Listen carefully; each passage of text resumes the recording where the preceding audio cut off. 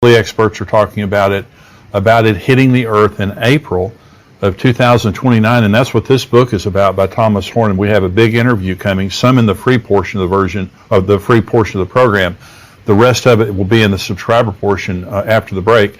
But he's written this book called The Messenger, and this goes into detail now about what the experts are saying, and that is there is an asteroid, a major asteroid on the way to Earth, and many of the leading experts are saying it's going to hit the Earth on April the 13th, 2029. And so Dr. Thomas Horn is going to be talking about what that means related to the end times and when the beginning of the tribulation would occur. So stay tuned for that. Let me just kind of talk us up to the point of the interview with Dr. Horn. I've been talking about the book of Revelation, and there are basically 21 judgments. There are more than that actually in the book of Revelation, but you have the 7 seal judgments, and we've talked about that, the 7 trumpet judgments and the 7 bowl judgments, and they get worse. Now, they start out really bad. Some people ask, does the tribulation begin with, not too much bad stuff happening, and then there's the great tribulation?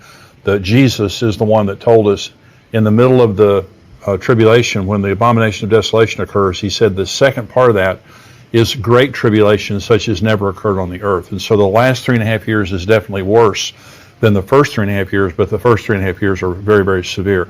The first seal that is broken, there's a rider on a white horse, that's the Antichrist, and he has a bow, he's making war, he goes out to conquer and to make war. Then there's the rider on the red horse, that's the second seal that's broken. Peace is taken from the earth and men kill each other. Okay. The third seal is the rider on the black horse, and it says that there's famine and starvation. It takes an entire day's wage to buy enough food to survive that day. The fourth seal is broken, and it's the pale horse. A fourth of mankind is killed in different manner, by starvation, by sword, and by wild animals. It's just absolutely awful. The first 4 seals are terrible. The 5th seal is broken, and you have the altar of souls, where the people who have been martyred are asking God, how much longer do we have to wait? And the Lord says to him, there's more coming. There's more people who are going to be martyred. And so you need to wait a little bit longer. What that means is there's going to be mass martyrdom during the tribulation, the Antichrist killing people. Revelation 20 tells us about the people who have been beheaded because they would not worship the beast or take the mark of the beast. So this is mass martyrdom during the tribulation. When the 6th seal is broken, something very interesting happens. And this is kind of a preview of what we're talking about with Wormwood. It says, and I looked when he opened the 6th seal, and behold, there was a great earthquake, and the sun became black as sackcloth of hair, and the moon became like blood, and the stars of heaven fell to the earth, as a fig tree drops its late figs when it is shaken by a mighty wind. Then the sky receded as a scroll when it is rolled up, and every mountain and island was moved out of its place. And the kings of the earth, the rich men, the mighty men, the commanders, every slave and every free man, hid themselves in the caves and in the rocks of the mountains, and said to the mountains and rocks, fall on us and hide us from the face of him who sits on the throne and from the wrath of the Lamb. For the great day of his wrath has come, and who is able to stand? Well, I want to begin. This is talking about the sky growing black, and stars begin to drop like a fig tree drops its figs, and all those things. Well, if you saw the movie Greenland, it's a good movie, and it talks about extinction level event that happens when an asteroid hits the earth. And what you notice in that movie, which is a very realistic movie, is an asteroid is not just one big rock, even though it is ultimately. You have all of these stars, all of these parts of the rock hitting in waves. And so that would be like a fig tree losing its figs. And so we're going to read in just a minute in Revelation chapter 8 now, all of the events, or the first 4 trumpets are going to sound in Revelation chapter 8. The seals are over. The first 4 trumpets are going to sound, and all of these are the same event. It's all wormwood that is about to hit, that hits, and the effect after it hits. So this is chapter 8. When he opened the 7th seal, there was silence in heaven for about half an hour. And I saw the 7 angels who stand before God, and to them were given 7 trumpets. Then another angel, having a golden censer, came and stood at the altar. He was given much incense, that he should offer it with the prayers of all the saints upon the golden altar which was before the throne. And the smoke of the incense with the prayers of the saints ascended before God from the angel's hand. And then the angel took the censer, filled it with fire from the altar, and threw it to the earth, and there were noises, thunderings, lightnings, and an earthquake. So the 7 angels who had the 7 trumpets prepared themselves to sound. So they're about to sound their trumpets, and as each one of them sounds the first 4 trumpets now, this is all talking about the same event. This is the first trumpet. Verse 7, the first angel sounded, and hail and fire followed, mingled with blood, and they were thrown to the earth. And a third of the trees were burned up, and all the green grass was burned up. So now here comes this asteroid, and it begins to enter Earth's atmosphere. And what happens is the atmosphere becomes superheated. And so just like this star is coming, it's throwing off these parts of it that come in first. That's what it's talking about here. And then everything begins to get burned up. It begins to scorch the earth. Here's the second trumpet, same event. Then the second angel sounded, and something like a great mountain burning with fire was thrown into the sea. And a third of the sea became blood, and a third of the living creatures in the sea died, and a third of the ships were destroyed. Again, this is part of wormwood. This is part of the asteroid that comes and it strikes the ocean. And when it does, it just devastates the ocean and the sea life in the ocean. Okay, here's the third trumpet. Then the third angel sounded, and a great star fell from heaven, burning like a torch, and it fell on a third of the rivers and a third of the springs of water. The name of the star is Wormwood. A third of the waters became wormwood, and many men died from the water because it was bitter. Now you notice that this is affecting a third of the earth. That's a massive amount of geography that this is covering, both in the sea and on the land, and it's making the waters poisoned so that people die when they drink the waters. And now later in Revelation 16, all sea life dies, and all of the waters of the earth are either poisoned or become blood. So the judgment upon the waters is one of the great judgments now. But what you'll notice now in the trumpet judgments, and also or the seal judgments and the trumpet judgments, is it's partial. It's a fourth, it's a third, it's partial. When you get to the bowl judgments of later on in the book of Revelation, it's total. Everyone's affected by those judgments. And so this is the fourth trumpet. Then the fourth angel sounded, and a third of the sun was struck, a third of the moon, a third of the stars, so the third of them were darkened. A third of the day did not shine, and likewise the night. And I looked, and I heard an angel flying through the midst of heaven, saying with a loud voice, Woe, woe, woe to the inhabitants of the earth, because the remaining blast of the trumpet of the 3 angels were about to sound.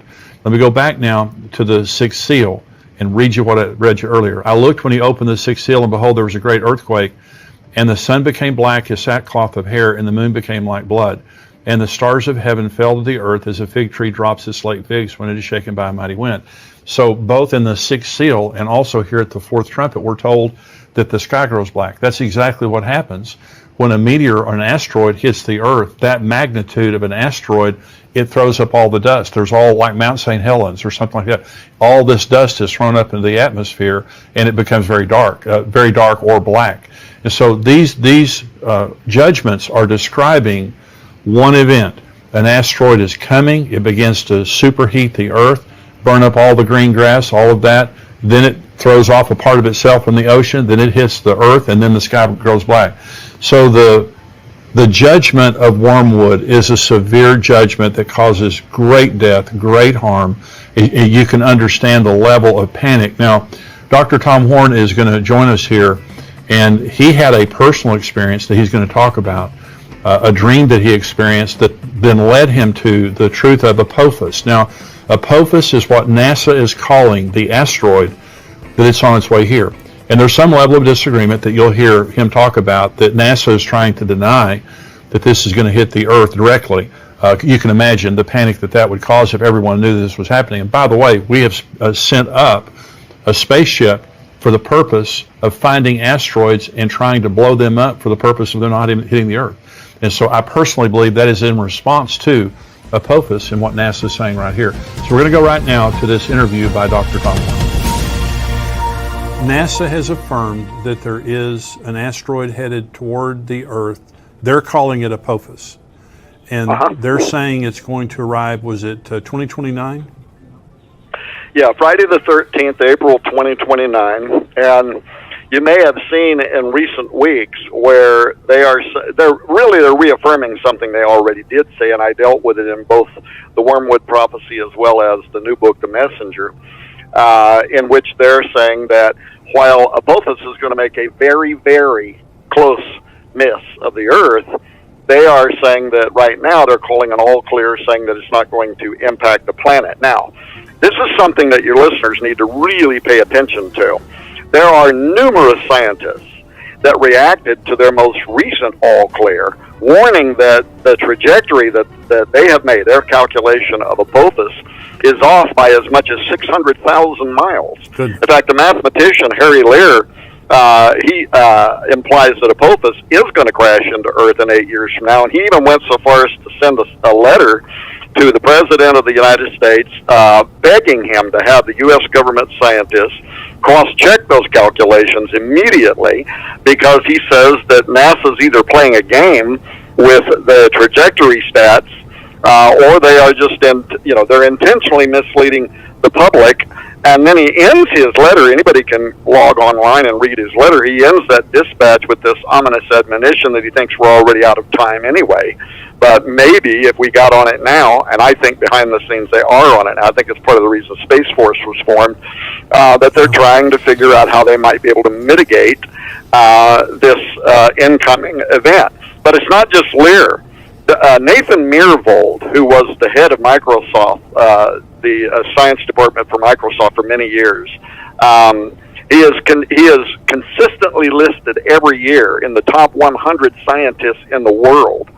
And he recently wrote a peer-reviewed paper that I referred to in the books called An Empirical Examination of WISE, NEOWISE, Asteroid Analysis and Results, in which he not only refutes a lot of the data from NASA, he charges them outright with deliberately misreporting threats by these near-Earth objects and of behaving extremely deceptively with deliberate scientific misconduct. So in other words, he is saying this wasn't an accident on part. They are going out of their way to intentionally cover up very real, potentially imminent space threats, including Apophis.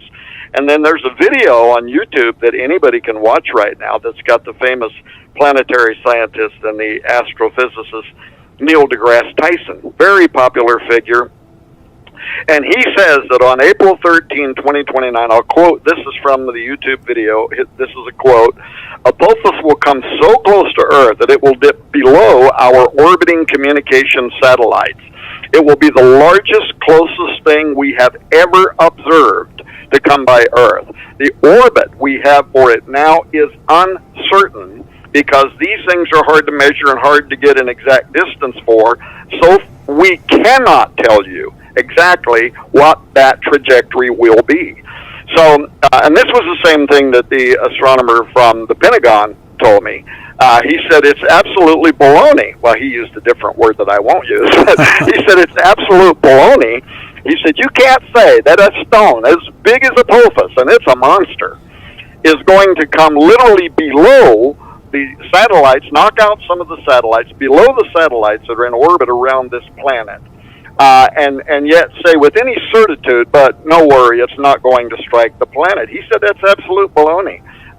Watch the movie Greenland, where right up until and so you know that in the beginning, NASA, they're all saying, no worries, it's just going to skim past, no big deal, take pictures, draw cartoon pictures of it.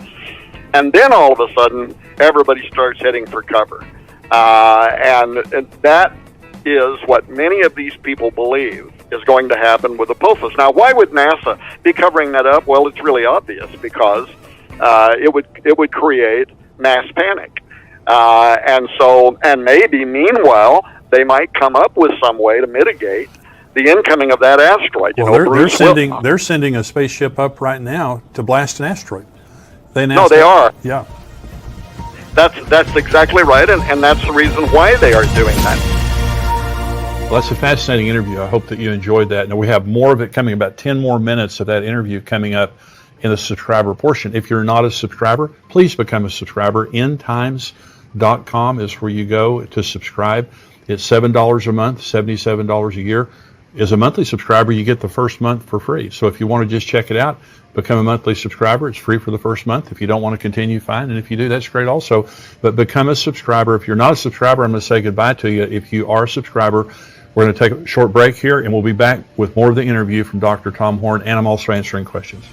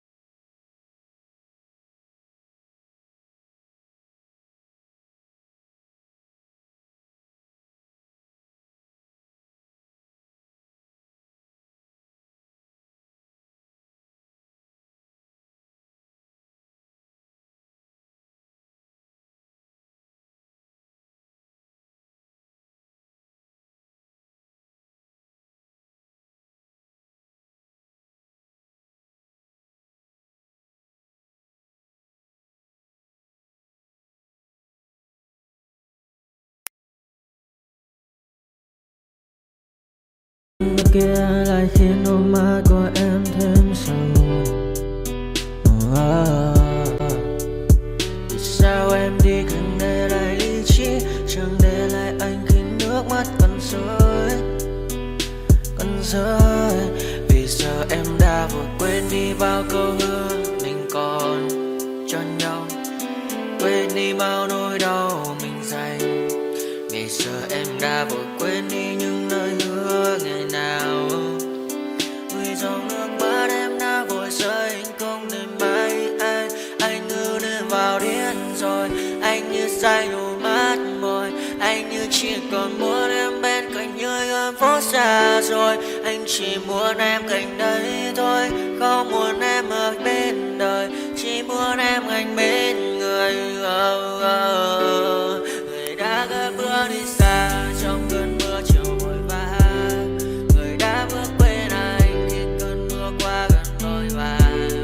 Em đã quên rồi mai sau ngày yêu mơ về, chẳng còn lại gì những người em bao nước mắt rơi.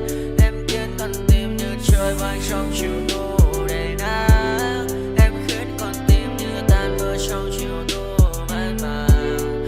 Vì còn nhiều lắm những ngỡ vàng, nhiều lắm những nỗi vội vàng, nhiều lắm những cơn mưa em mưa ta bây giờ đơn vang. Không mai đứng sang nhờ đêm mai em còn đợi đôi mai anh còn. Người ta xưa ta chúng còn giữ nhau, chẳng để giữ lấy em khi cơn mưa về đến. Và chẳng cần nhau khi anh với em cùng một đêm trôi. Em ơi ta còn gì nữa đâu bằng cơn mưa ngày hôm qua, ta còn lại gì nữa đâu khi